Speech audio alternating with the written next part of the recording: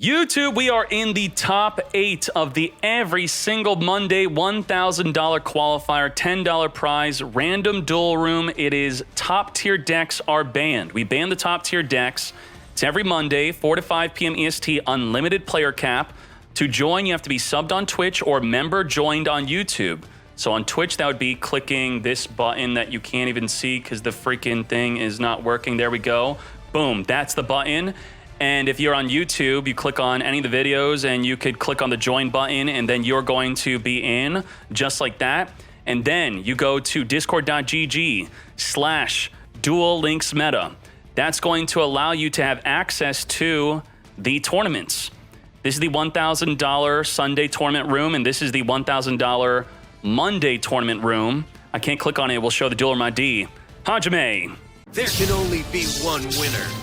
And you're looking at it. Let's go.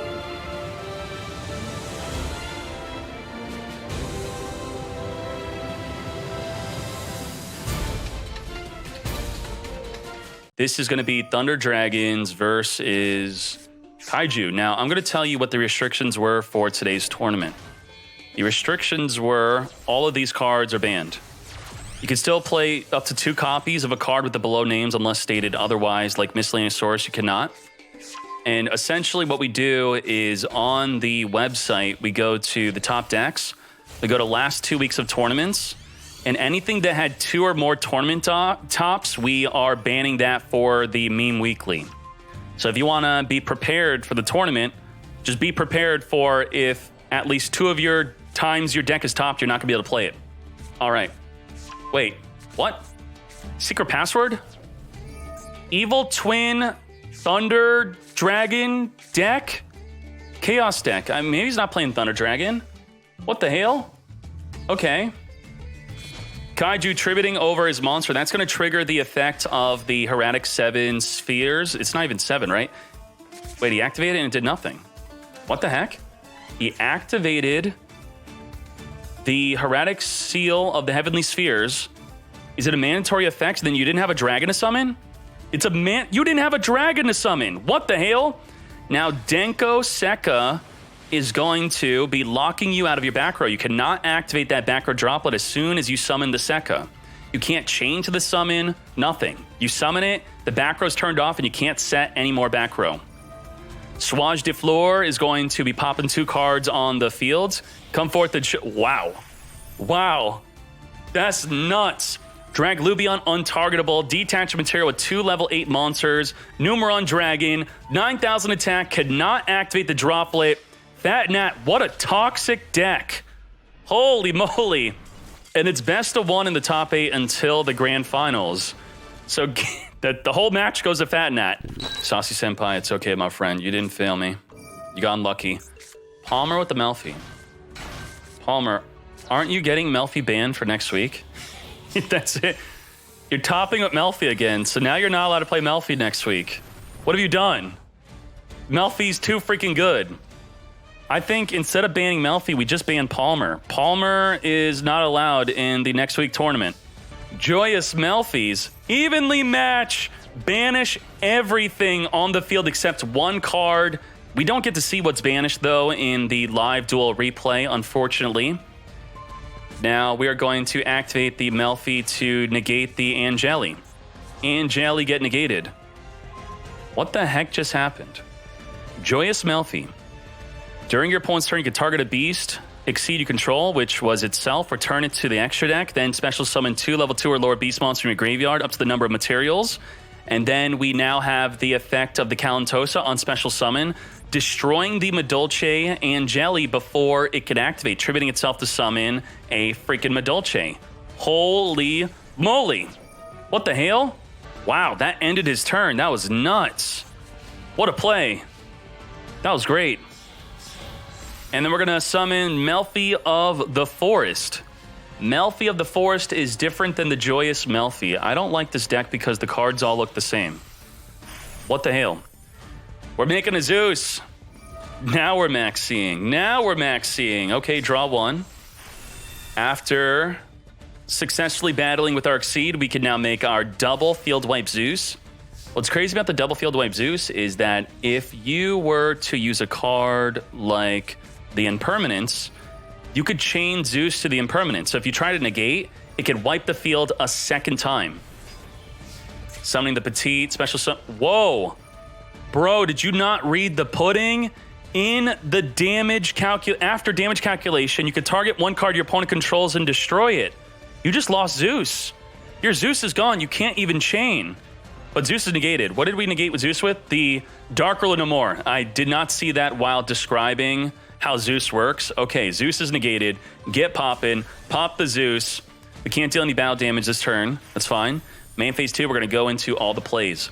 Let's get the Madolche play going. How do you play Madolches? The core play is going to be summoning the petting into getting Nibiru'd. That is not the core play. So let's scratch that. Not talk about how to play Madolche because Nibiru stopped it anyway.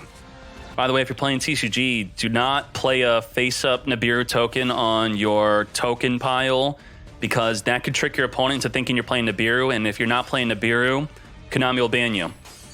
Token killing itself to then open up the field so we could use the Lightning Storm, wiping out all the back row, taking out the Dino Mistress, which could have banished a face-up card. Hoot Cake, summon the Petting. So the priority with the deck is to summon Petting if you haven't. Petting is then going to summon the Pudding if you have it. You then want to prioritize summoning the Messenger if you have a Hoot Cake on the field. Only with Hoot Cake on the field can the Messenger activate to search your deck for a Madolche spell or trap. Now, you could search for an additional summon with Salon. You could search for the field spell that will boost up the field. He is searching for the Salon. Salon could search for the Promenade, which will negate. We do have an additional summon now. We have used up our normal summon. Come forth. Additionally, summon the Messenger Gelato, which only activates on special summon, and it has to be special summoned on Chainlink 1. So the problem with that is the Salon is a mandatory trigger effect.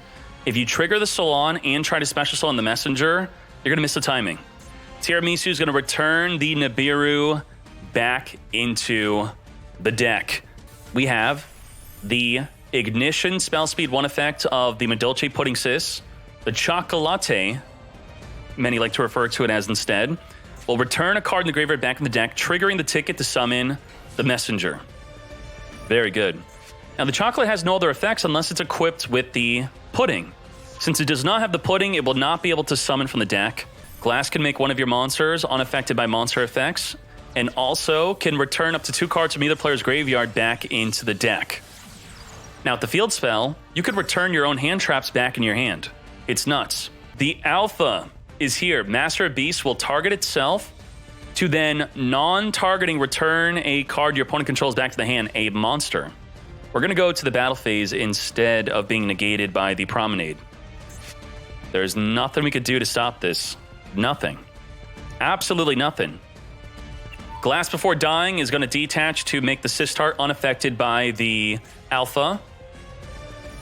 And the Glass will now return up to 2 cards from either player's graveyard back into the deck, which could trigger the Ticket, which could trigger the Salon. Now, if we summon the Messenger, we're not going to be able to search because we need a Hoot Cake on the fields. Come forth. We can redirect our attack onto something else now. We have the Field Spell. Summoning the Petting, triggering the Petting to summon the Pudding. If you try to destroy the Sistart, it will banish not banish, but return a Madolche in the graveyard back in the deck instead. We're going to take out the Petting. You made it so we wanted to attack in that by summoning it into attack position. The Ticket has to summon it in attack position, so you didn't have a choice on that. Alpha now returning itself plus a monster on the field. I'm not going to cheat for you. Bro, did you just try to return Sistart? She's unaffected. The dual log doesn't even... Okay. Whoa. I thought you did. Sorry. Not coaching. Alpha is back on the field. It is a hard once return. You're not going to be able to return again. Would it show in the dual log if he tried to return the Sistart? What is the play? Show me the way. Flipping up the Chateau. Now our Madolche cards will be returned back into our hand instead of back in the deck. It's going to clean out our graveyard first, so it does not cheat. And not on activation do you get to just return your graveyard back to your hand. That'd be nuts. That does trigger Ticket and Salon. Come forth and summon. Generally, your priority is going to be summon the Petite if you didn't activate it yet, because then it summons another Madolche.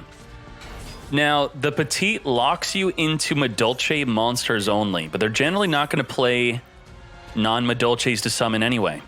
So this is a deck that does not get plagued by the DPE. It stays pure. Promenade going to negate the puppy by returning a Madolche card on your field or grave back to the deck or back to the hand with the Chateau. And the Promenade actually returns it just straight back to the hand. You're going to be able to negate. Very good. Dino Mistress, unaffected by monster effects, will be summoning onto the field. 1200 attack monster. Tiramisu is here. Let's go. If we have at least one Madolche card in the graveyard, we can activate to return up to 2 cards your opponent controls back to that deck. That is non-targeting returnage.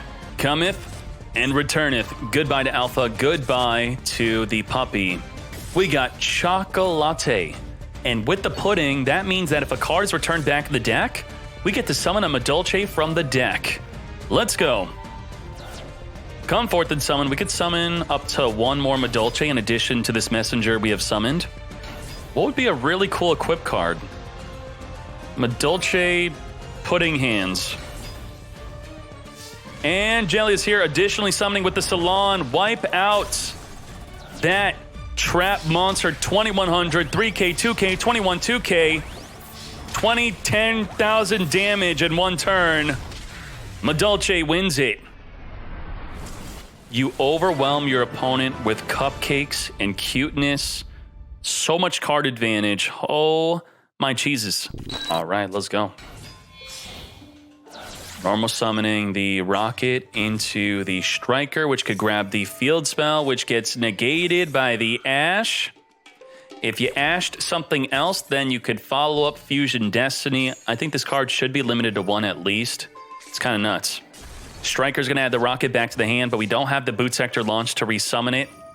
No fear of having to get ashed. We got Fusion Destiny, DP to the E. Chaos Space, discard a dark, add a light, Ash Blossom, negate, Call of the Grave, negate. Holding on to his Called by the Grave. Very interesting. That's him saying, I don't need to get that search to make my plays. I'm going to hold. I'd rather negate something like your DPE or a Maxi. Grabbing the Thunder Dragon Fusion. Get Thunder Dragon Fusion summoning. What's really good about Thunder Dragons is they counter DPE. The Thunder Dragon Fusions cannot be destroyed by DPE. Thunder Dragon Titan, indestructible by card effects. Making Anaconda, the DPE gonna pop that, right? Come on, there's no way. Get rid of it. But now we have Call by the Grave. Great. Activate DPE, chain Call by the Grave, get rid of that Mad Lad. And the Titan's going to have the ability to non-targeting destroy a card in the field. We can activate the Dragon Matrix whenever we want during the opponent's turn, and then pop a card in the field. And we're also indestructible by card effects, so what is the out? How do we out this? Rocket Tracer into Striker Dragon into the Boot Sector launch, Striker Dragon, add back the Rocket Tracer, Boot Sector launch, summon the Recharger and the Tracer onto the field. Ooh, we poppin', boy. Oh no, you got chain blocked. Holy shite. This Call by the Grave does not matter. That it's negating the Dragon Matrix, we don't care about this effect. It chain link blocked the Titan. Now, how do you know the difference between a quick effect and a trigger effect? It says quick effect right there. So if we took off the quick effect, that means it would be a trigger effect, which means on a separate chain link, after this one resolves, it would destroy the field spell, and you could not chain link block with the Call by the Grave. Now, there are a lot of cards that are trigger effects instead of quick effects, like the Trap Trick Sarah that we just played against. You cannot chain link block that. Uh-oh. How's Titan's Titan's still protected from card effect destruction, though. The Rocket Tracer is essentially a free level 8. It's going to pop a card you control to then summon a Rocket from the deck. You are locked into Dark monsters only, though. Dark only. And you may be thinking maybe they only play Dark Monsters. No, they play the Romulus, which searches, the Dragon Ravine, the Hieratic Seal, cannot be summoned. We're milling the top 5 cards, then adding one of those 5 cards to the hand, adding the Collapsed Serpent, milling the rest of the cards. We're going to Chaos Space, discard a Dark, add a Light, banish for the Wyver Burster. Celestial, draw 2. Super balanced, love it. Drawing into a Levineer that could banish 3 cards in the graveyard. Then if you banish 3 light, you could summon a monster from the grave. We could now make a Nightmare Unicorn, which is a dark monster, which could return the Titan back to the extra deck. Yep. Get returning. And with the Unicorn and the Levineer, we could make an Access Code Talker for game. Or we could Access Code Talker with the Chaos Dragon, the Chaos Ruler. Then we could summon Levineer and attack for game with that instead. Great. GG. No re. And that entire duel was won because he ripped into a Call by the Grave that chain link blocked the Titan. Patchwork, grabbing the Edgem Chain and the Polymerization. How many Masquerades can you make? Grabbing a Branded in red. We got no hand traps from Justinian. Polymerizing into Quiritis, not the IRS Masquerade Tax Dragon. We're going to Edgem Chain, searching for the Fright for Patchwork, set, end. We got being backed up by the Nibiru. We're going to Brandon red within the draw phase. We could cross out Designate to negate that Call by the Grave. That's exactly what we're going to do. We're going to add the Despia and the Graveyard to the hand, and then we're going to Fusion Summon into Masquerade, maybe. Minus 600 per activation. I think the Tax Dragon's coming. Right now. Come forth the Chocon? Yes. Masquerade, the IRS Dragon. Minus 600 per card activation. We're on summon number 1. Gonna discard a card, discard a dark, add a light. Justinian has a 60-card deck. Banishing to summon. We got summon number 2. Summon number 3 into Chaos Ruler. Mill the top 5 cards of your deck. Add one of them if they're a light or dark to your hand. We also have the Wyver Burster, minus 600 Keck W to search the deck for a Collapsed Serpent. Very good to chain link block the Chaos Ruler so that it does not accidentally mill your Collapsed Serpent. Nothing. Mill the Jet Synchron. Not going to activate anything else. Going to wipe out the Masquerade. Now, unfortunately, the Alubur is banished, so it's not able to summon from the graveyard off of your monster being destroyed. Foolish Burial. Sending Destrudo. Destrudo is Christian Hauk. That's it. Minus half your life points. Summon onto the field, then make a Christian Hauk or what? A Shooting Riser Dragon instead. Is this maybe because he already has the Jet Synchron in the graveyard? He has nothing to summon with the Christian Hauk? Possibly, maybe. Not even an Ash Blossom from your hand that you don't want to summon or from the deck? Shooting Riser is going to be sending, ideally, a freaking Nibiru tributing the entire field. Wipe out the fields. Let's go. Tribute it. Shooting Riser wants to send the Fox Snow. The Snow. Fairy Tale Snow. 7,600 attack token. Holy moly. What are we sending? Bro, what? What just happened? He resolved the Riser and sent nothing? How does that work? What? Riser doesn't resolve because it can't change its level? All right, Christian Hauk, come forth and summon Psy Reflector. Summoning the Jet Synchron. Jet Synchron by discarding a card. We're going to summon into Aurora Dawn. We are Aurora Dawning. Tributing itself and a token summon Olion. Are we going into the Garden Rose? Yes, we are. We're going to probably make a Coral Dragon. Coral Dragon. We're going to draw a card when Coral Dragon is sent to the graveyard. We're going to draw another card when it's sent to the graveyard for a Croco Dragon. Draw 2. Pot of Greed. Rose token. If we get one more Rose token on the field, then we're going to be able to summon the Garden Rose back on the field. Very good. Triple Rose token. Pop the field spell plus the Rose tokens to summon the Garden Rose back. Now, with Garden Rose back on the field... Wait, he's summoning Coral Dragon, not Garden Rose. Shokan into the Shen Shen. We can now make the true king of all calamities. So what are you doing with Garden Rose in the grave? You're not going to resummon it? The field spell is not needed. That was just extra. Okay. He's got extra Garden Rose follow-up. Super Poly in the draw phase with your toggle on, fusing the True King of all calamities and the Psy Reflector into a starving Venom Dragon. Holy crap. Stole Nibiru for game. Nuts. Did he rip into Super Poly? Yes, he did. Draw. Super Poly. Let's go.